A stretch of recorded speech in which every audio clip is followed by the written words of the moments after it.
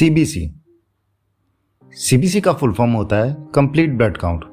ये एक basic test है जो आपके ब्लड में मौजूद डिफरेंट टाइप के सेल्स जो होते हैं उनके बारे में डिटेल में जानकारी देता है। सीबीसी टेस्ट में red blood cell count, white blood cell count, platelets, haemoglobin, haematocrit, MCV, MCH और एमसीएचसी पैरामीटर्स के बारे में डिटेल में जानकारी मिलती है। सीबीसी टेस्ट अनीमिया को डायग्नोस करने के लिए, इन्फेक्शन या इन्फ्लामेशन डिटेक्ट करने के लिए, ब्लड डिसऑर्डर्स जैसे लुकीमिया, क्लॉटिंग डिसऑर्डर को चेक करने के लिए, जनरल हेल्थ चेकअप के लिए या फिर किसी ट्रीटमेंट का इफेक्ट मॉनिटर करने के लिए किया जाता है। सीबीसी टेस्ट करने के लिए कोई स्पेशल फास्टिंग की ज़रूरत नहीं होती। इसके लिए आम से बस 2 ml ब्लड सैंपल लिया जाता है। अब जानते हैं कि सीबीसी के अलग अलग जो पैरामीटर्स होते हैं उनसे हमें क्या जानकारी मिलती है। हीमोग्लोबिन ये रेड ब्लड सेल्स में मौजूद होता है और ये ऑक्सीजन को डिफरेंट बॉडी पार्ट्स तक ट्रांसपोर्ट करने का काम करता है। हीमोग्लोबिन की मात्रा अगर सीबीसी की रिपोर्ट में लो आए तो वो अनीमिया की वजह से हो सकती है, और अगर हाई आए तो ये डिहाइड्रेशन या पॉलीसाइथीमिया की वजह से हो सकती है। हीमोग्लोबिन की नॉर्मल रेंज मेल्स में होती है 13.5 से लेकर 17.5 ग्राम पर डेसीलीटर और फीमेल्स में होती है 12.0 से 16.0 ग्राम पर डेसीलीटर तक। Total RBC count. Total RBC count हमें ब्लड में मौजूद रेड ब्लड सेल्स के नंबर को बताता है। अगर आरबीसी काउंट जो है वो लो हो तो वो अनीमिया को दर्शाता है, और अगर हाई हो तो वो डिहाइड्रेशन की वजह से हो सकता है। टोटल आरबीसी काउंट की नॉर्मल रेंज मेल्स में 4.5 से लेकर 6.0 मिलियन पर माइक्रोलीटर और फीमेल्स में 4.0 से 5.5 मिलियन पर माइक्रोलीटर होती है। व्हाइट ब्लड सेल काउंट ये बॉडी के इन्फेक्शन से लड़ने वाले सेल्स होते हैं। व्हाइट ब्लड सेल कम होने पर इम्यूनोडेफिशिएंसी हो सकती है, और अगर हाई है तो इन्फेक्शन या इन्फ्लामेशन की वजह से हो सकते हैं।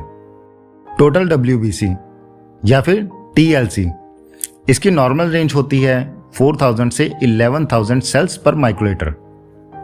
प्लेटलेट्स ब्लड को क्लॉटिंग करने में हेल्प करते हैं। अगर प्लेटलेट्स की मात्रा लो है तो ब्लीडिंग रिस्क रहता है, और अगर हाई है तो क्लॉटिंग रिस्क या फिर इन्फ्लामेशन का रिस्क रहता है।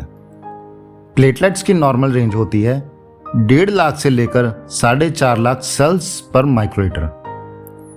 हिमेटोक्रिट जिसे हम पीसीवी भी कहते हैं। हिमेटोक्रिट से हमें ब्लड में आरबीसीज की परसेंटेज के बारे में पता लगता है।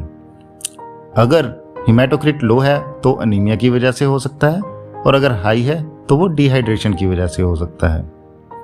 हिमेटोक्रिट की नॉर्मल रेंज मेल्स में 40 से लेकर 50% तक होती है और फीमेल्स में 35 से लेकर 45% तक होती है।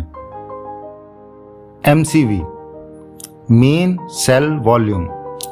एमसीवी से हमें रेड ब्लड सेल के साइज के बारे में पता लगता है। अगर एमसीवी लो है तो वो माइक्रोसाइटिक अनीमिया का इंडिकेशन है, और अगर हाई है तो वो मैक्रोसाइटिक अनीमिया की वजह से हो सकता है। एमसीवी की नॉर्मल रेंज 80 से 100 फेम्टोलीटर होती है। एमसीएच मतलब मेन सेल हीमोग्लोबिन, इससे हमें आरबीसी में कितनी हीमोग्लोबिन मौजूद है उसके बारे में पता लगता है।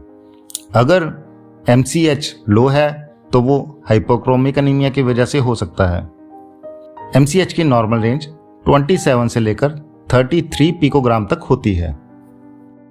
एमसीएचसी मतलब मेन सेल हीमोग्लोबिन कंसंट्रेशन।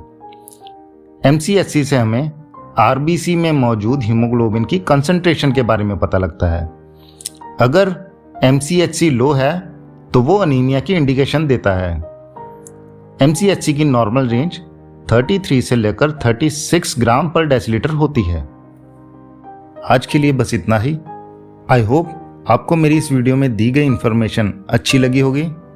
आप मेरी इस वीडियो को लाइक, शेयर और मेरे चैनल को सब्सक्राइब जरूर करें। Thank you.